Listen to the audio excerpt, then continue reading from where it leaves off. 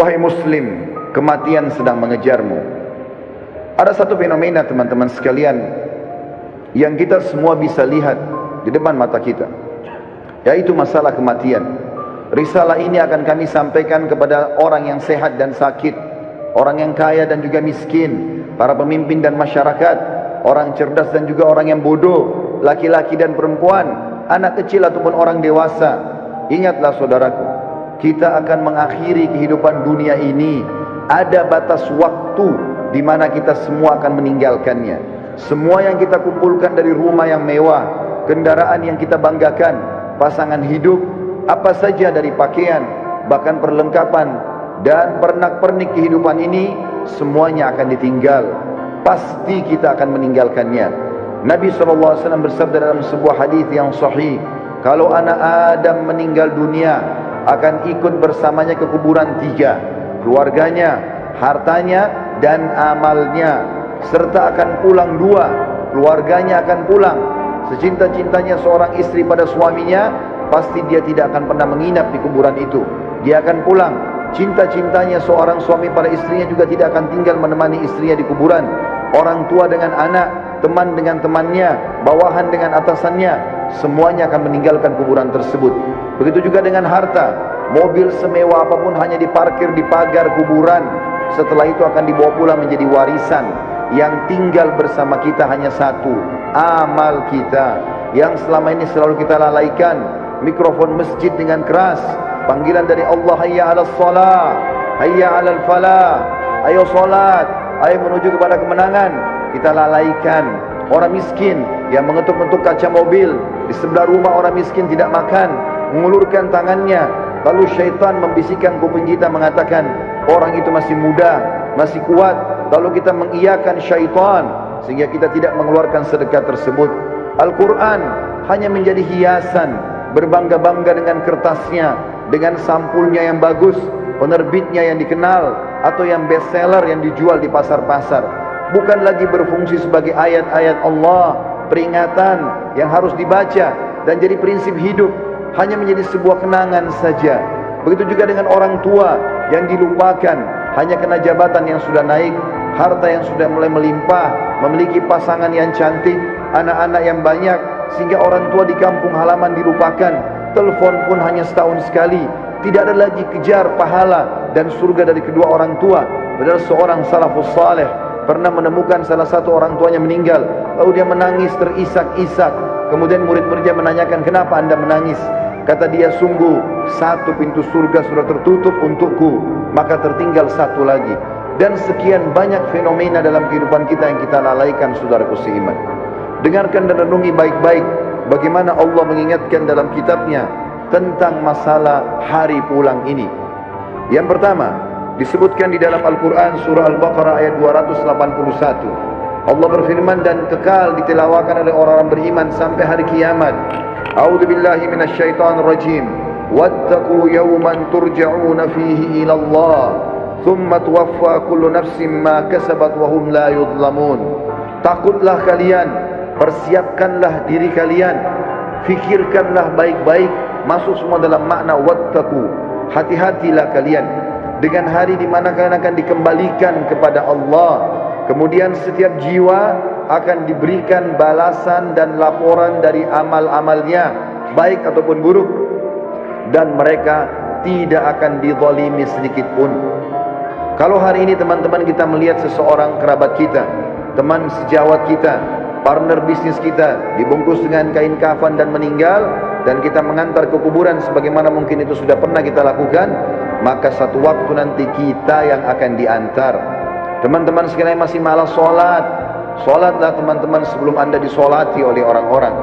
Banyak orang meninggalkan saf pertama masjid, padahal itu keutamanya sangat besar, tapi dia menunggu dia akan disolati di saf pertama pada saat meninggal dunia.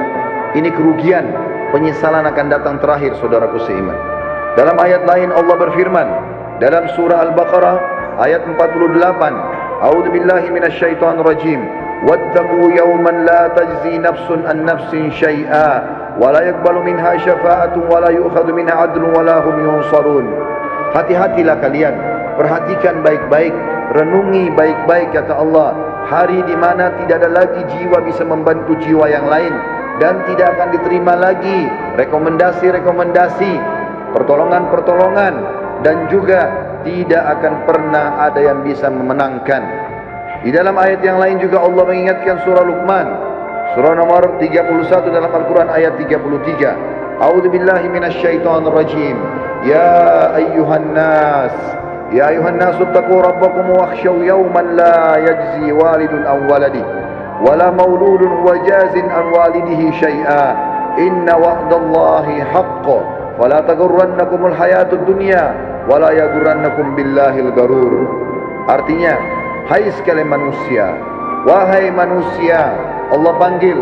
Dan saya ingatkan lagi di atas mimbar ini, Allah memanggil semua kita tanpa mengenal sukunya, bangsanya, jabatannya, status sosialnya, ataupun laki-laki dan perempuan, muda ataupun tua. Allah mengatakan, wahai manusia, takutlah kalian kepada Tuhan kalian, dan khawatirlah terhadap hari di mana tidak akan ada lagi pertolongan, tidak ada orang tua bisa menolong anaknya, dan tidak lagi anak-anak bisa menolong orang tuanya. Sesungguhnya janji Allah pasti benar. Jangan kehidupan dunia melalaikan kalian, dan jangan sampai kalian terlalaikan. Allah subhanahu wa ta'ala mengingatkan di ayat yang lain, surah Al-Muzammil, surah nomor 39 ayat 17 sampai 19. Allah berfirman, a'udzubillahi minasyaitonir rajim. Fa kaifa tattaquna in kafartum yawma yaj'alul wildanu shiba. Bagaimana kalian bisa memungkiri hari di mana anak kecil pun bisa menjadi tua tiba-tiba? As-sama'u munfatirun bih, pada hari kiamat nanti maka langit-langit pun akan pecah. Kana wa'duhu maf'ula, dan itu janji Allah pasti akan terjadi. Inna hadhihi tadhkirah, ini adalah peringatan yang sangat bermanfaat. Faman syaa'a attakhadha ila rabbih sabila, siapa yang berakal maka dia segera mengambil jalan menuju ke Tuhannya.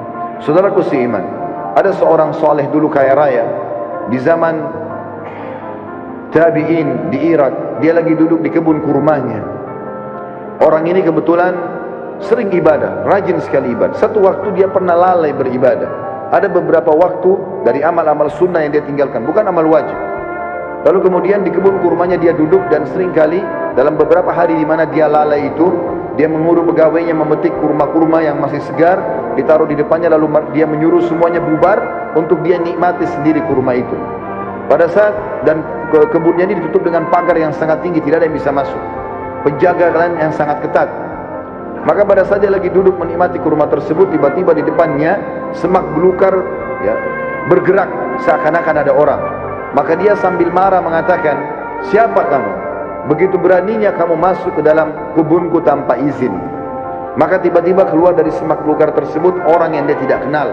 Lalu orang itu mengatakan, sesungguhnya aku adalah sosok yang tidak butuh izin untuk datang ke tempat siapapun. Aku sosok yang selalu ditakuti oleh seluruh raja-raja dan orang-orang yang membongkok atau menyombongkan diri. Aku sosok yang selalu kalau datang tidak pernah terlambat dalam menyelesaikan urusanku. Maka tiba-tiba orang soleh dan kaya ini menundukkan matanya yang tadinya melotot karena merasa marah, tiba-tiba dia ketakutan. Lalu dia mengucapkan kalimat, apakah Allah masih memberikan aku kesempatan untuk kembali? Maka dia pun, orang itu pun mengatakan, masih ada beberapa waktu untukmu, maka bertaubatlah. Tiba-tiba orang itu menangis, kemudian dia angkat kepalanya, orang yang tadi menyampaikan berita itu sudah hilang. Teman-teman sekalian, kita tidak butuh menunggu kita sakit masuk ke ruangan ICU baru mati. Kita juga tidak butuh teman-teman sekalian untuk menjadi tua dan ubanan semua rambut kita baru kita meninggal dunia. Kita tidak butuh tiba-tiba teman-teman stroke ataupun tubuh kita melemah atau kulit kita keriput baru kita meninggal dunia. Berapa banyak anak kecil yang masih muda pada saat ajalnya datang semuanya meninggal dunia. Mati fenomena yang tidak bisa kita menghindar darinya. Perhatikan baik-baik, Allah berfirman di dalam surah Al-Imran, surah nomor 3 ayat 185. A'udzubillahi minasyaitonir rajim. Kullu nafsin dha'iqatul maut wa innama tuwaffawna ujurakum yawmal qiyamah wa man zuhziha 'anil nari wa udkhilal jannata faqad faz wa mal hayatud dunya illa mata'ul ghurur. Semua yang bernyawa pasti merasakan kematian, dan mati adalah terlepasnya ruh dari jasad seseorang dan pindahnya dia ke alam abadi akhirat sana. Dan setiap jiwa akan diberikan balasan pada hari kiamat sesuai dengan amalnya. Maka siapa yang bisa diselamatkan pada hari kiamat dari api neraka, kemudian masuk dalam surga, sungguh dia telah beruntung. Ketahuilah, kehidupan dunia hanyalah kehidupan yang menipu belaka. Di dalam ayat lain, Allah mengingatkan juga dalam surah Al-Anbiya, wahai para orang ragawan yang merasa badannya berotot, kuat, segar, atau orang-orang yang menjaga kesehatannya dengan vitamin yang mahal, tidak akan bermanfaat pada saat ajal datang. Wahai orang-orang yang merasa hartanya banyak, orang yang selalu memerintahkan banyak pegawainya, sadarlah teman-teman sekalian, bahwasanya itu hanya sebentar. Semua ada pertanggungjawabannya. Allah mengingatkan dalam surah Al-Anbiya, surah nomor 21 ayat 35, A'udzubillahi minasyaitonirrajim. Kullu nafsin dza'ikatul maut wa nabluukum bisyarri wal khairi fitnah wa ilaina turja'un. Semua yang bernyawa pasti akan mati, dan kami menguji kalian dengan kebaikan dan keburukan sebagai fitnah. Maka kalian harus tahu, kalian akan dikembalikan kepada kami. Maksudnya, kata ulama tafsir, kebaikan adalah dengan jabatan, dengan harta, dengan kelebihan paras wajah, fisik, pasangan hidup, keturunan yang banyak. Itu cobaan dari Allah subhanahu wa ta'ala. Bersyukur tidak? Digunakan dalam ketaatan kepada Allah atau tidak? Dia tunggangi enggak itu untuk panen pahala yang besar pada hari kiamat? Begitu juga kami uji kalian dengan keburukan. Keburukan juga datangnya penyakit, gangguan orang, semua melalui itu. Bersabar tidak? Sehingga akhirnya mendapatkan pahala yang maksimal pada hari kiamat. Di dalam ayat lain surah Al-Ankabut, surah nomor 29 ayat 57 juga Allah berfirman, A'udzubillahi minasyaitonirrajim. Kullu nafsin dza'ikatul maut, tsumma ilaina turja'un.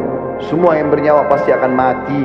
Sekuat apapun dia, sehebat apapun dia sembunyikan dirinya dalam sebuah bangunan yang besar, pasti dia akan mati dan akan dikembalikan kepada kami. Di dalam ayat lain Allah lebih jelas lagi menekankan masalah itu dalam surah An-Nisa. A'udzubillahi minasyaitonirrajim. Aynama takunu yudrikumul maut walau kuntum fi burujim musyayyadah. Dimanapun kalian sembunyi, pasti mati akan datang kepada kalian, walaupun kalian sembunyi di dalam bangunan yang sangat kokoh. Dan terakhir ayatnya adalah Allah SWT mengingatkan dalam surah Jum'ah, ayat yang sudah sangat masyhur, surah nomor 62 ayat 8. A'udzubillahi minasyaitonirrajim. Qul innal mauta alladzi tafirruna minhu fa innahu mulaqikum. Tsumma turadduna ila alimil ghaibi wasyahadati fayunabbiukum bima kuntum ta'malun. Katakan hai Muhammad, sampaikan kepada semua manusia, terutama umatmu, mati yang selama ini kalian tidak mau kenang, tidak mau ingat, tidak mau punya persiapan, pasti akan mendatangi kalian. Kemudian kalian akan dikembalikan kepada zat yang maha mengetahui yang gaib dan juga yang nyata, dan akan memberitahukan kepada kalian apa yang telah kalian amalkan. Saudaraku seiman, ingat, ruangan ICU di rumah sakit hanya 2 atau 3, dan orang yang sedang berobat di rumah sakit lebih sedikit jumlahnya daripada orang yang berjalan di sebelah rumah sakit. Di pinggir jalan lebih banyak, artinya lebih banyak orang meninggal yang tidak sakit. Hati-hati. Berapa banyak orang yang muda, masih anak-anak sudah dipikul di geranda jenazah. Sadarlah teman-teman sekalian, mati ini kalau selalu dikenang, dia akan jadi pengontrol dalam kehidupan. Maka kita hanya selalu tahu yang kita nikmati yang halal, yang kita kerjakan yang diperintahkan oleh Sang Pencipta Allah, dan semua yang haram, bahkan yang makruh pun akan ditinggalkan. Mati adalah pengawas yang sangat baik. Makanya kata Nabi SAW dalam sebuah hadis, kafa bil mauti dzakira. Cukuplah mati itu akan menjadi peringatan bagi orang-orang. Demikian juga kata Nabi SAW dalam hadis, mengingatkan kepada kita, melengkapkan ayat-ayat tadi yang saya bacakan. Di dalam sebuah hadis yang sahih kata Nabi SAW, akthiru dzikra hadimal ladzat. Ingatlah selalu dan perbanyak mengingat sesuatu yang menghancurkan semua kenikmatan, yakni al-maut, atau itu adalah kematian. Fa innahu lam yadhkuruhu ahadun fi dhiqi min al-aishi illa wassa'ahu alaih. Tidak ada orang yang mengingat mati pada saat dia sedang sempit kehidupannya, lagi ada masalah besar yang dia hadapi, kecuali akan melapangkan hidupnya. Oh, ternyata saya akan mati. Maka penyakitnya jadi ringan, utang-utang yang berat pun jadi ringan, dan dia berusaha untuk menyelesaikan sebelum mati menyambutnya. Wala dzakarahu fi sa'atin illa dayyakahu alaihi. Dan siapapun yang mengingat pada saat dia lagi lapang, maka dia pun akan berhati-hati menyempitkan semua celah-celah di mana dia bisa melakukan perbuatan yang haram. Dalam sebuah hadis yang lain kata Nabi SAW, kata Abdullah bin Mas'ud, pernah sekali bersabda, malulah kalian kepada Allah dengan sebenar-benar malunya. Kata Abdullah bin Mas'ud, kami malu kepada Allah ya Rasulullah. Kata Nabi SAW, bukan itu yang aku maksudkan, tetapi siapapun yang berusaha benar-benar menjaga kepalanya dan apa yang ada di isinya, dan juga perutnya dan apa yang akan dia masukkan, beserta juga menjaga lisannya dan meninggalkan perhiasan dunia ini yang haram, yang tidak Allah halalkan, dia berusaha mencari yang haram, maka dia telah malu kepada Allah dengan sebenar-benarnya. Dan Nabi SAW, teman-teman sekalian, pernah mengantar jenazah atau melihat ada jenazah diantar oleh para sahabat. Kemudian Nabi SAW menanyakan, apa yang mereka kerjakan? Lagi ngerumun. Kata para sahabat, menggali kuburan ya Rasulullah, akan masukin jenazah. Maka kata para sahabat, tiba-tiba kami lihat Nabi SAW bersegera ke sana. Kemudian duduk di depan liang lahat tersebut, lalu meletakkan lutut beliau ke tanah. Lalu saya pun datang, kata Al-Bara ibn Azib radhiyallahu anhu, perawi hadis ini, saya pun datang lalu menanyakan, kenapa ya Rasulullah? Maka saya melihat Nabi SAW tidak menjawab dan meneteskan air mata sampai tanah itu basah. Lalu beliau mengatakan, wahai saudara-saudaraku, untuk ini kalian harus punya persiapan. Hasan Basri rahimahullah, seorang ulama tabi'in, pernah mengantar jenazah. Lalu dia berzikir. Sambil berzikir, ada seorang anak muda di sebelahnya bertanya kepadanya, lagi ngantar jenazah, wahai imam, kalau imam itu kita kiai sekarang, wahai imam, kenapa anda berzikir? Sampaikan kepada saya, bukankah kita lagi ngantar jenazah? Kata beliau, wahai anak muda, berzikir ya, atau diamlah, karena sungguhnya yang sedang kita antar sudah tidak bisa berzikir lagi. Juga Uwais Al-Qarni pernah berkata, wahai penduduk Kufa, salah satu tabi'in yang masyhur, yang kata Nabi SAW, afdal tabi'in adalah Uwais Al-Qarni, seorang yang sangat saleh dan berbakti pada ibunya.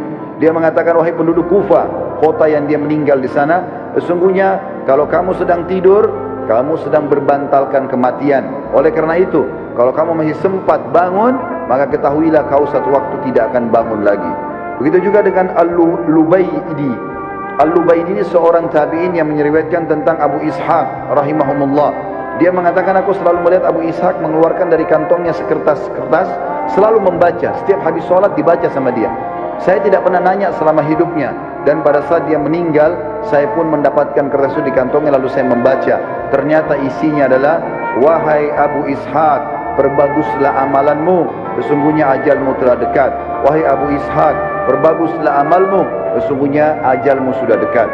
Saudaraku seiman, sebagai penutup dalam khutbah ini bukan bermaksud menakut-nakuti, tetapi kita harus sadar sebagai seorang muslim, salah satu rukun iman kita iman kepada hari kiamat, rukun iman yang kelima, dan rentetannya adalah mengetahui kematian akan datang, mengetahui adanya alam barzah, dan juga kita tahu akan ada pembangkitan hari kiamat dan ditimbang amal baik dan amal buruk, serta juga akan ada surga dan neraka. Ini penentuan terbaiknya adalah pada saat sekarang kita masih hidup. Jangan terus-menerus lalai. Cukuplah yang telah berlalu. Kata para ulama, kalau yang berlalu adalah kebaikan, bersyukurlah dari amal soleh.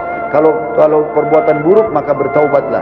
Kalau seandainya yang sedang kamu lakukan, kalau kamu masih hidup hari ini, perbaikilah amalmu hari ini, dan hari esok kau hanya bisa membuat program. Oleh karena itu teman-teman sekalian, hati-hatilah dengan masalah-masalah seperti ini. Sebaiknya setiap muslim harus sadar, memperbanyak mendalamkan ilmu agama dan beramal soleh, serta bertobat dari dosa-dosanya. Aqulu qauli hadza, saya sudah mengucapkan perkataan ini, wa astaghfirullah li wa lakum, dan saya beristighfar kepada Allah dan mengajak jemaah istighfar kepada Allah. Innahu huwal ghafurur rahim, sesungguhnya dia maha menerima tobat hamba-hambanya dan juga maha pengasih. Sebelum berdoa teman-teman sekalian, Utsman bin Affan radhiyallahu anhu, di masa akhir hidup beliau, Utsman bin Affan tidak ada seorang muslim pun mungkin yang tidak mengenalnya, anak mantu Nabi SAW, dan dijamin baginya surga. Pernah membaca ayat tentang kuburan, hatta zurtumul maqabir. Kemudian beliau menangis, meneteskan air mata sampai pipinya semua basah, jenggotnya basah, dan Qur'annya pun yang dipakai baca basah, sampai karena tidak tahan lagi dia pingsan. Istrinya datang membangunkan, tidak bisa bangun. Lalu istrinya memanggil beberapa sahabat yang masih hidup waktu itu, kemudian mengatakan, coba lihat Utsman. Mereka pun datang membangunkan, tidak bangun, sampai dipercikan air berulang kali, barulah Utsman bangun. Lalu ditanya oleh beberapa sahabat, wahai Utsman, kenapa anda sampai pingsan baca Al-Quran? Kata dia, saya membaca ayat tentang kuburan, maka saya pun ketakutan. Maka kata orang-orang di sekitarnya, apakah kamu takut sementara kamu ini siapa? Anak mantu Nabi SAW, dapat jaminan surga, dan sudah banyak sekali hadis-hadis yang merupakan keutamaan kamu. Maka Utsman mengatakan, betul yang kalian ucapkan, Nabi SAW menjamin bagiku surga, tapi Nabi SAW tidak menjamin bagiku kuburan. Mungkin aku disiksa dulu, kemudian baru aku menuju ke sana.